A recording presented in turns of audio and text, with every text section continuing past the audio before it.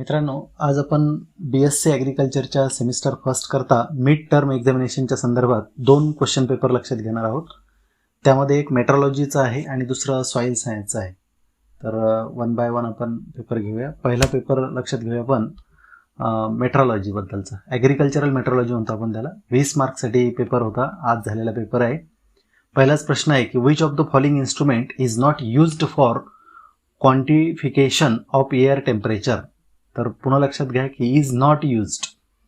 तर एक आहे ए आसमान्स सायक्रोमीटर, त्यानंतर दुसरं आहे थर्मोग्राफ, तिसरं सी सोलार थर्मोमीटर आणि डी आहे ग्रास मिनिमम थर्मोमीटर.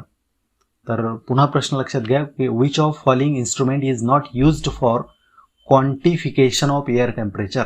तर वापरले जात नाही क्वांटिफिकेशन करण्याकरता एअर टेम्परेचरचं. त्यानंतर हा झाला पहिला प्रश्न आपला. दुसरा प्रश्न आहे ए typical physical condition of atmosphere is called as. तर त्याला क्लायमेट म्हणायचं का, ए बी इन्व्हायरमेंट म्हणायचं का, सी मेट्रोलॉजी म्हणायचं की डी वेदर म्हणायचं. त्यानंतर 3 नंबरचा प्रश्न आहे की percentage of nitrogen is present in the atmosphere. तर त्यामध्ये पर्सेंटेज दिलेले आहे ए 78.0, बी आहे 78.08, सी आहे 79.9 आणि डी आहे 79.08. तर यापैकी एक करेक्ट ऑप्शन निवडा. चौथा प्रश्न आहे the gaseous portion present on the earth is referred as. A आहे हायड्रोस्फिअर, बी आहे गॅसोस्फिअर, सी आहे लिथोस्फिअर आणि डी आहे ॲटमॉस्फिअर. तर या चारपैकी एक ऑप्शन तुम्हाला निवडायचे करेक्ट आन्सर. 5 नंबरचा प्रश्न आहे is the study of relationship between organism to their environment. A ecology, B ecobiology, C economy आणि डी आहे बायो इन्व्हायरमेंटल स्टडी. 6 नंबरचा प्रश्न आहे application of meteorological information and data for the enhancement of crop yield and reduce crop loss because of adverse weather is called as. तर याच्यामध्ये A आहे ecology, B आहे agricultural meteorology, C आहे atmosphere आणि D आहे meteorology. तर अशा पद्धतीनं 5वा आणि 6वा प्रश्न आपण लक्षात घेतला. त्याचं करेक्ट आन्सर तुम्हाला निवडायचे. 7 नंबरचा प्रश्न आहे की how many layers are in the atmosphere structure. A आहे 2, बी आहे 3, सी आहे 6 आणि डी आहे 5. यापैकी एक आन्सर निवडायचं. 8 नंबरचा प्रश्न आहे की which atmospheric layer is nearest to the earth surface. A आहे ट्रोपोस्फिअर, बी आहे स्ट्रॅटोस्फिअर, सी आहे मिझोस्फिअर आणि डी आहे थर्मोस्फिअर. त्यानंतर हे आता 7 आणि 8 नंबर झाल्यानंतर 9 नंबरचा प्रश्न घेऊया आपण.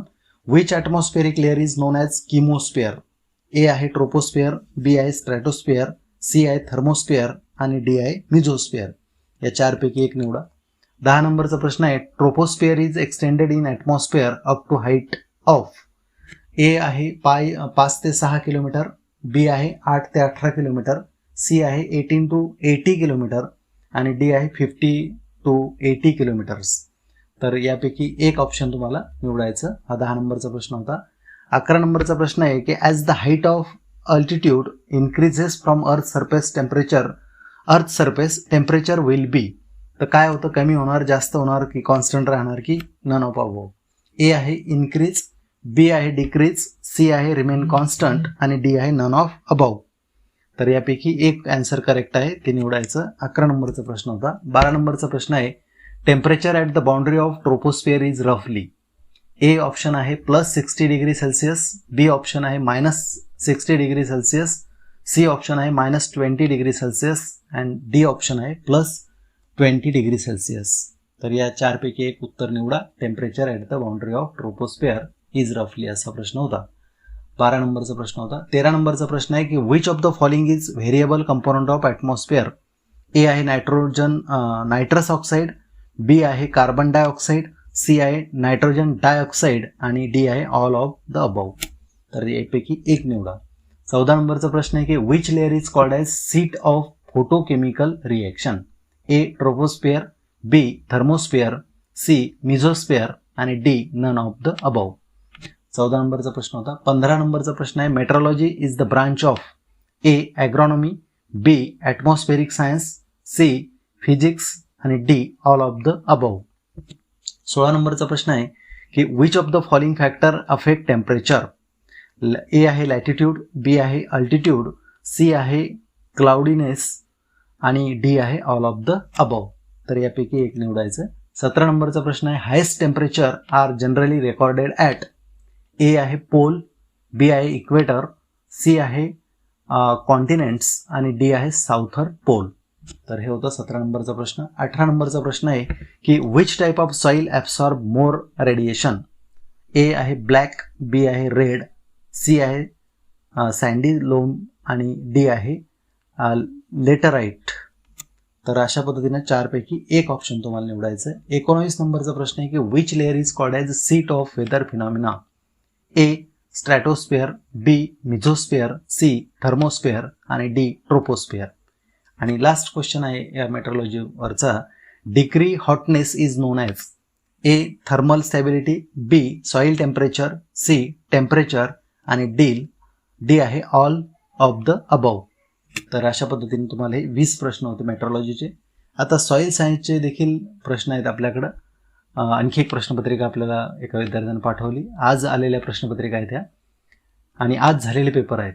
फर्स्ट आहे the rock form by cooling and solidification of molten material are called as. तर अशा रॉकला काय म्हणतात हे शिकवलेलं आहे आपण. इग्नियस रॉक म्हणायचं, सेडिमेंटरी रॉक म्हणायचं की मेटामॉर्फिक रॉक म्हणायचं. तिन्हीपैकी एक ऑप्शन बरोबर आहे, एक उत्तर बरोबर आहे. दुसरा प्रश्न आहे की is the physical disintegration and chemical decomposition of rock and minerals. तर याला काय म्हणायचं, वेदरिंग, मिनरलायझेशन की कॅल्सिफिकेशन. 3 ऑप्शन दिलेले आहेत, एक करेक्ट आहे. तिसरा प्रश्न आहे की is the process of accumulation and deposition of calcium carbonate in soil profile. याला काय म्हणायचं, एक आहे मिनरलायझेशन, दुसरं आहे ह्युमिफिकेशन आणि तिसरं आहे कॅल्सिफिकेशन. तर या 3 पैकी एक उत्तर करेक्ट निवडा. त्यानंतर 4 नंबरचा प्रश्न आहे vertical section of the soil showing various layer from the surface to unaffected parent material is known as. पर्याय दिलेले आहेत सॉईल प्रोफाईल, हॉरिझन आणि बोथ. ए आणि बी असे 3 पर्याय दिलेले आहेत. त्यानंतर 5 नंबरचा प्रश्न आहे की father of field plot technique. A आहे लायबेक, दुसरं बी आहे जे बी बुसिनगल्ट आणि तिसरं सी आहे डॉक्टर लेदर. 6 नंबरचा प्रश्न आहे the arrangement and organization of primary and secondary particles in soil mass is known as. A soil texture, B structure आणि सी आहे सॉईल क्रस्टिंग. त्यानंतर 7 नंबरचा क्वेश्चन आहे is the example of acidic rock.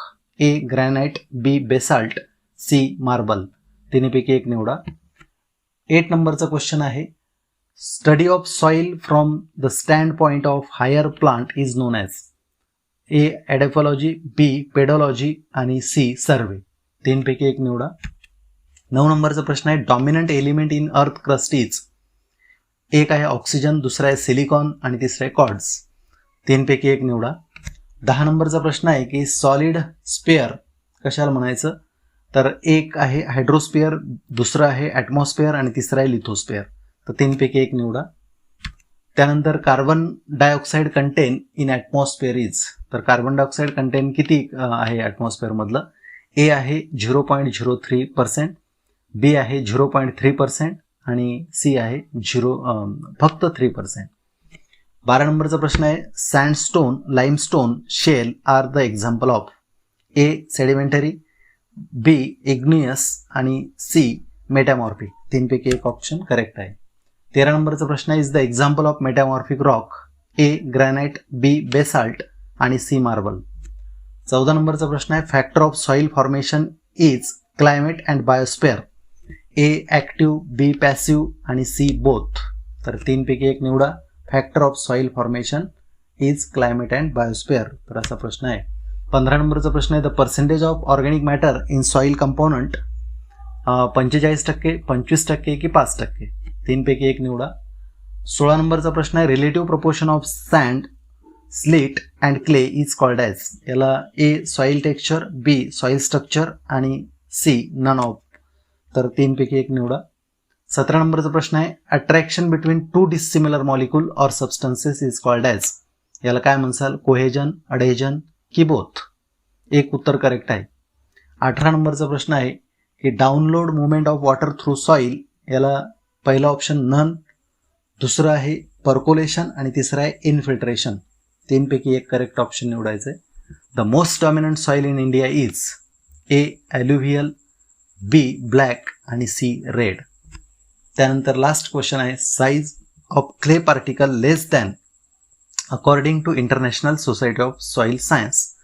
तर यामध्ये ए आहे 0.002, 0.02 आणि 0.2. तर अशा पद्धतीचे हे 2 प्रश्नपत्रिका होत्या. यश नेरकर आणि गजानन खरात असे 2 विद्यार्थी आहे की ज्यांनी आपल्याला ह्या 2 प्रश्नपत्रिका पाठवल्या होत्या. त्यांचे पेपर ते झालेले आहेत आज. आणि अशा पद्धतीनं आपल्याकडे अजून खूप साऱ्या प्रश्नपत्रिका आलेल्या आहेत. आपण त्या आणखी उद्या सकाळीच्या सत्रामध्ये घेण्याचा प्रयत्न करू जास्तीत जास्त. आता मात्र या ठिकाणी पुन्हा एकदा निरोप घेतो. याचा चांगला अभ्यास सुरू ठेवा आणि चांगल्या पद्धतीने टेस्ट सोडवा. सर्वांना शुभेच्छा देतो आणि थांबतो. धन्यवाद.